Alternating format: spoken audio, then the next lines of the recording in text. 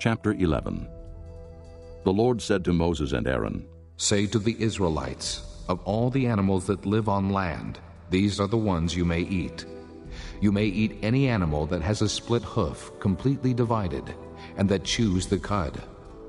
There are some that only chew the cud, or only have a split hoof, but you must not eat them. The camel, though it chews the cud, does not have a split hoof. It is ceremonially unclean for you. The coney, though it chews the cud, does not have a split hoof. It is unclean for you. The rabbit, though it chews the cud, does not have a split hoof. It is unclean for you.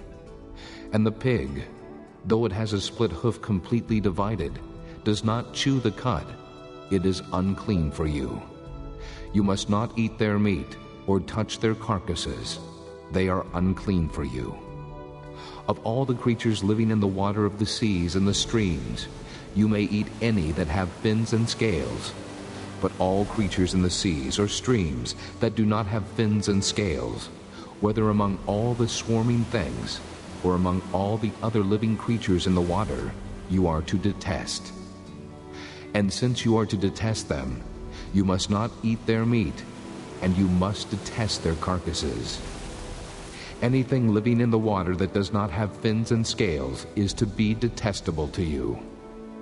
These are the birds you are to detest and not eat, because they are detestable: the eagle, the vulture, the black vulture, the red kite, any kind of black kite, any kind of raven, the horned owl, the screech owl, the gull, any kind of hawk, the little owl, the cormorant, the great owl, the white owl, the desert owl, the osprey, the stork, any kind of heron, the hoopoe, and the bat. All flying insects that walk on all fours are to be detestable to you. There are, however, some winged creatures that walk on all fours that you may eat, those that have jointed legs for hopping on the ground. Of these you may eat any kind of locust, katydid, cricket, or grasshopper. But all other winged creatures that have 4 legs you are to detest. You will make yourselves unclean by these. Whoever touches their carcasses will be unclean till evening. Whoever picks up one of their carcasses must wash his clothes, and he will be unclean till evening. Every animal that has a split hoof, not completely divided, or that does not chew the cud, is unclean for you. Whoever touches the carcass of any of them will be unclean. Of all the animals that walk on all fours, those that walk on their paws are unclean for you. Whoever touches their carcasses will be unclean till evening. Anyone who picks up their carcasses must wash his clothes, and he will be unclean till evening. They are unclean for you.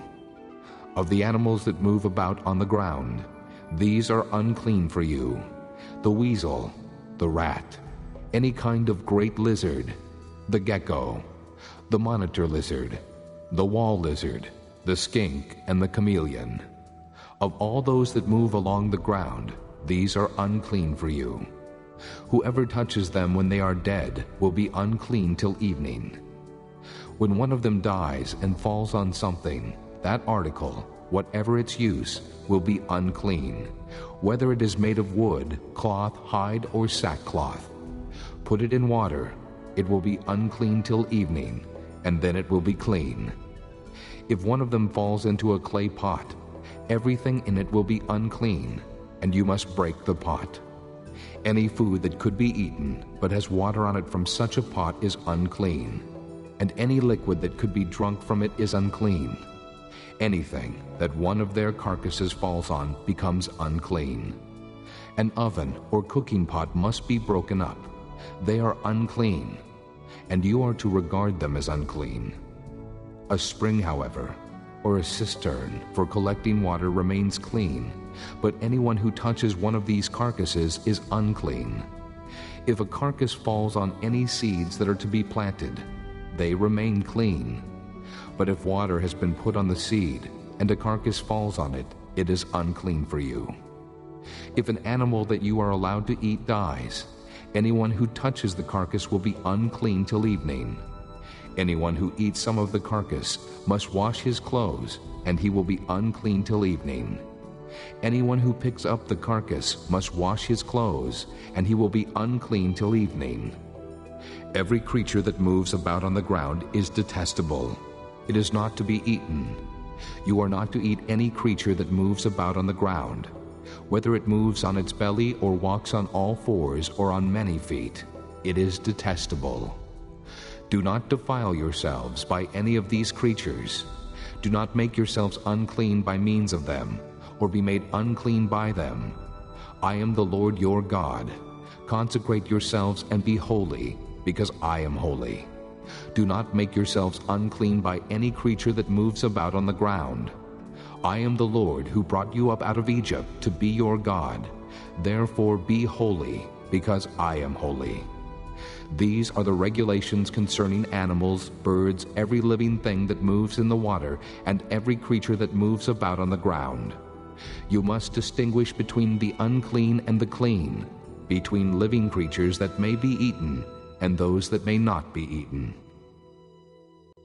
Chapter 12. The Lord said to Moses, Say to the Israelites, a woman who becomes pregnant and gives birth to a son will be ceremonially unclean for 7 days, just as she is unclean during her monthly period. On the 8th day, the boy is to be circumcised. Then the woman must wait 33 days to be purified from her bleeding. She must not touch anything sacred or go to the sanctuary until the days of her purification are over. If she gives birth to a daughter, for 2 weeks the woman will be unclean as during her period. Then she must wait 66 days to be purified from her bleeding.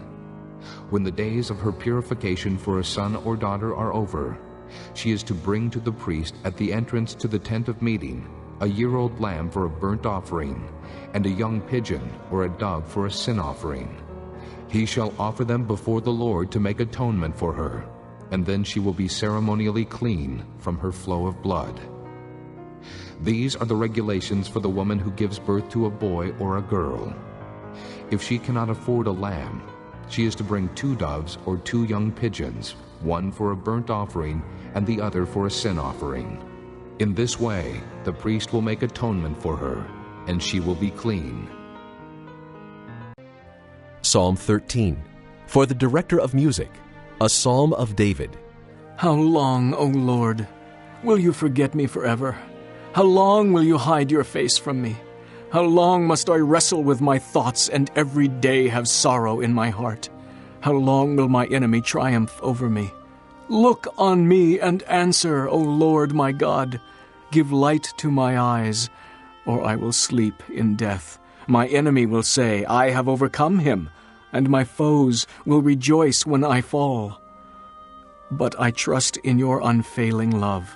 My heart rejoices in your salvation. I will sing to the Lord, for he has been good to me. Psalm 14.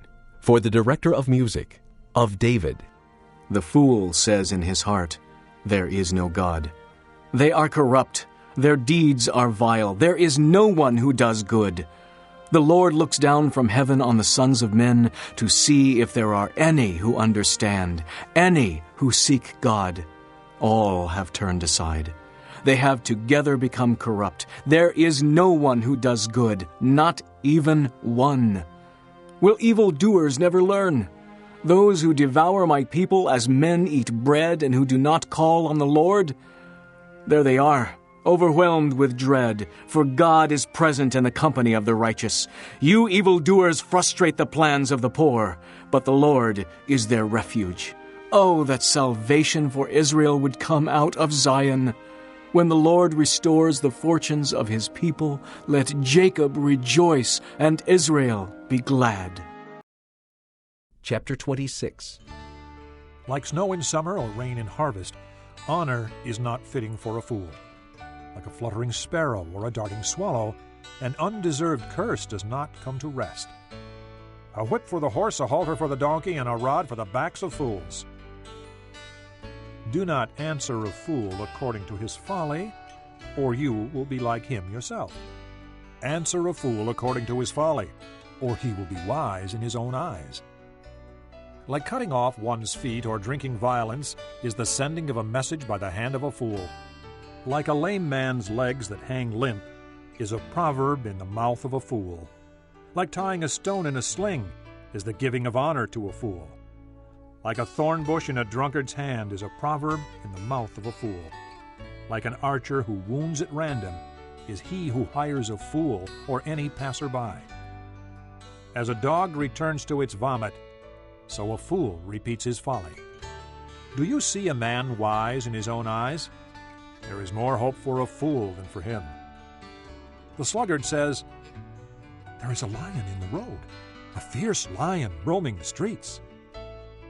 As a door turns on its hinges, so a sluggard turns on his bed. The sluggard buries his hand in the dish. He's too lazy to bring it back to his mouth. The sluggard is wiser in his own eyes than 7 men who answer discreetly.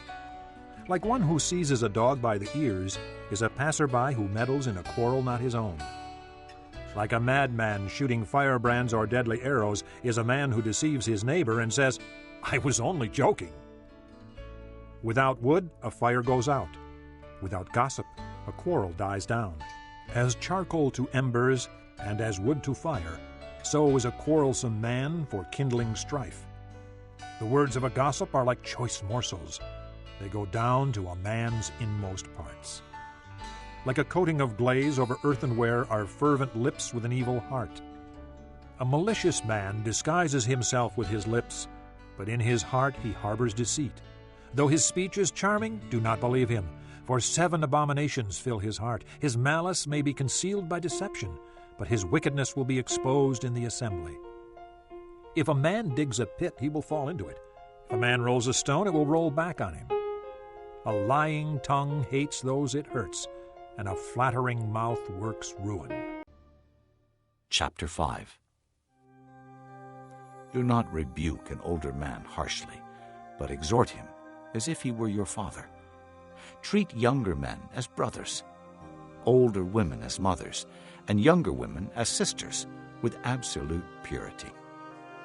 Give proper recognition to those widows who are really in need, but if a widow has children or grandchildren, these should learn first of all to put their religion into practice by caring for their own family, and so repaying their parents and grandparents, for this is pleasing to God.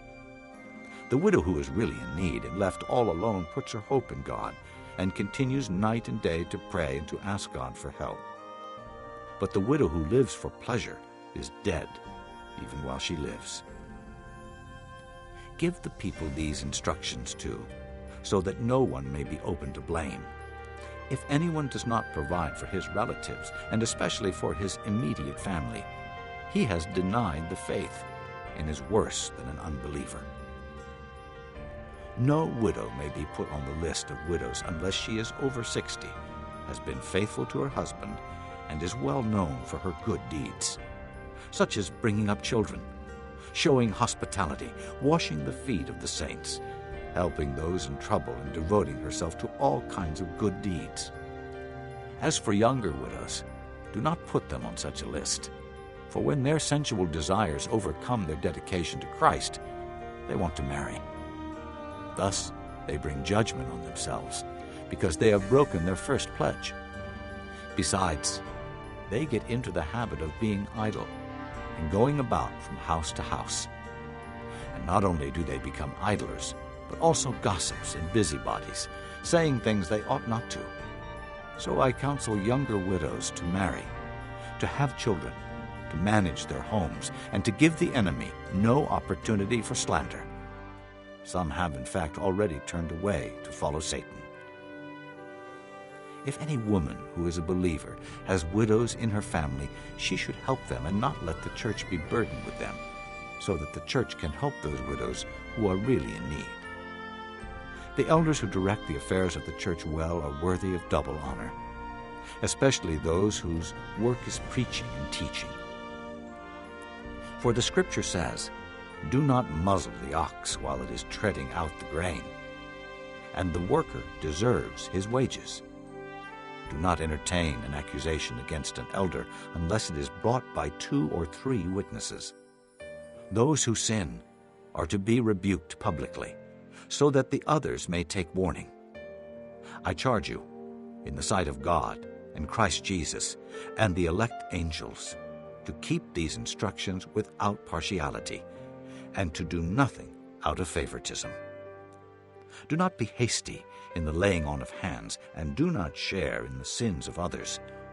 Keep yourself pure. Stop drinking only water, and use a little wine because of your stomach and your frequent illnesses. The sins of some men are obvious, reaching the place of judgment ahead of them.